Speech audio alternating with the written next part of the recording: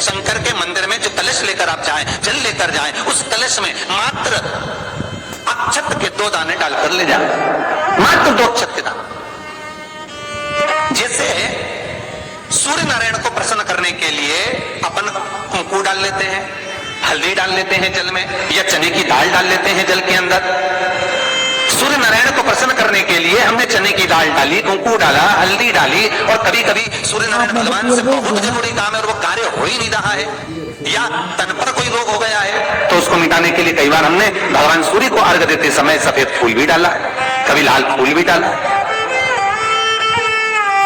उसी तरह भगवान शंकर से निवेदन करने के लिए, हमारी ग्रह दशा सुधारने के लिए जल के पात्र में 2 अक्षत के दाने, अक्षत भी पूर्ण अक्षत, पूर्ण अक्षत, खंडित नहीं, पूर्ण अक्षत भगवान शंकर को समर्पित कर।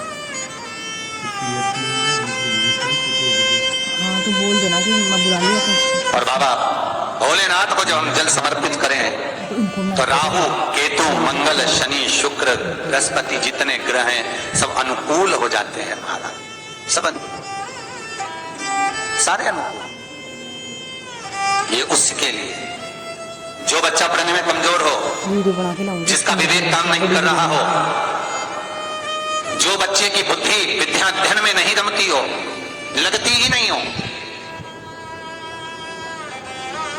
महाराज तांबे के कलश में जल लीजिए, उस जल में अक्षत के 7 दाने डाल लीजिए। अभी ये मैंने रिकॉर्ड कर लिया। तांबे के कलश में जल हो, जल में अक्षत के 7 दाने, ये जो 7 दाने अक्षत के आप डालेंगे, जो बच्चा पढ़ने में कमजोर हो, विद्या में कमजोर हो, या बुद्धि या विवेक से कमजोर हो, मैं उनके लिए भी कहूंगा जिनकी बुद्धि काम नहीं करती, जो मानसिक विकलांगता के प्रति, ये कैसे लिखते हैं? कई लोगों से मैं निवेदन करूंगा कि मान लो आज आपका मन शांत नहीं है, आज आपकी बुद्धि शांत नहीं है, आज आपका चित्त शांत नहीं है, आज आपका विवेक शांत नहीं है, बहुत क्रोध आ रहा है, चिड़चिड़ प्रवृत्ति हो रही, घर में अच्छा नहीं लग रहा, परिवार में बात कर रहे हो और मन शांत नहीं है, मैं उनके लिए भी कहूंगा कि जो भगवान के मंदिर जाते हो और मंदिर में जाकर उनको चित्त न लगता हो, भगवान के मंदिर में पहुंचकर उनको मूर्ति का दर्शन कर ठीक न लगता हो, वहां पर भी उनको श्रेष्ठता नहीं लगती, उनके लिए भी कहूंगा चावल के 7 दाने जल के पात्र में डाल लीजिए और मात्र 5 पुष्प सफेद जल के पात्र में डाल लीजिए। दुर्वा के 3 बट, एक लंबी सी, यहां तो अभी दुर्वा नहीं है, पर एक लंबी सी जो दुर्वा होती है, दुर्वा में 3 गांठ पड़े, लंबी डंडी होगी तो 3 गांठ अपने आप आ जाएगी, 3 बट वाली दुर्वा उस जल के अंदर डाल लीजिए और शंकर के मंदिर में जाकर उस जल को समर्पित कर दीजिए। जल समर्पित करना है, ये वाला जो जल चढ़ाएंगे आप शंकर को, जैसे शिवलिंग सामने है और जल का पात्र अपने हाथ में है, तो उल्टा जल चढ़ाएंगे, ऐसे आपकी ओर मुख करा हुआ कलश भगवान शिवलिंग पर आप चढ़ाएंगे, उल्टा के बाद इस तरह से, ऐसे नहीं चढ़ाना है उसको, इस तरह से चढ़ाना अपनी। मात्र 15 से 20 मिनट में जिसकी चित्त वृत्ति रमती नहीं हो, शांत नहीं हो रही हो, बुद्धि चल तैयार हो चले, 15 से 20 मिनट में अंतर आ जाएगा, आपका हृदय चित्त प्रसन्न होगा। और बच्चों से निवेदन है जो विद्या में कमजोर है, जिनकी विवेकता विकलांगता की हो, बुद्धि काम ना कर रही हो, वो जल चढ़ाने के बाद कटोरी में वो जल के झेल कर उस जल का पान करना प्रारंभ कर दीजिए महाराज। 5 दिन 7 दिन पियो, आपको खुद आराम लगना प्रारंभ होगा। भगवान शंकर पर रक्त चंदन चढ़ता है, भगवान शंकर पर पीला चंदन चढ़ता है, और भगवान शंकर पर कंकु, कुंकू, रोली नहीं चढ़ता।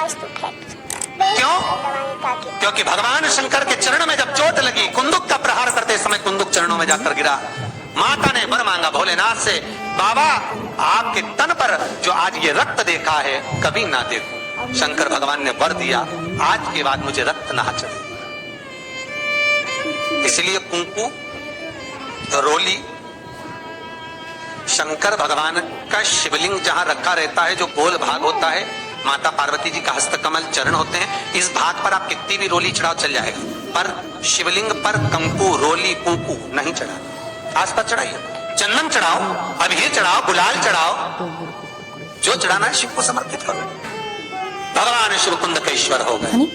शास्त्र कहता है ये बड़ी वीडियो में रिकॉर्ड कर रही हूं, जिसको रोग सताए तो एक कलश जल में थोड़ा सा शहद, उंगली में शहद लेकर ओम लिखकर कुंदकेश्वर भगवान का नाम लेकर किसी भी शंकर के मंदिर में जल समर्पित कर दे, थोड़ा सा जल किसी बेलपत्र के नीचे चढ़ा दे, उस जल को नैनों से लगाकर घर लेकर आए, थोड़ा सा घर में लाकर घर के दरवाजे पर उसको जल से बिंदी लगा दे कितने या मिनट त्रिपुंड की बना होगी? दे, उस घर से पानी रोग का बीमारी दूर हो जाती है साहब। कुंदकेश्वर का नाम मैंने तो एक बड़ी वीडियो सब्सक्राइब करें हमारा चैनल। लोहे से ताकतवर, जम के बोलो, अग्नि, अग्नि से ताकतवर पानी, पानी से ताकतवर मनुष्य, और मनुष्य से ताकतवर बीमारी जो अच्छे को निकल जाती है।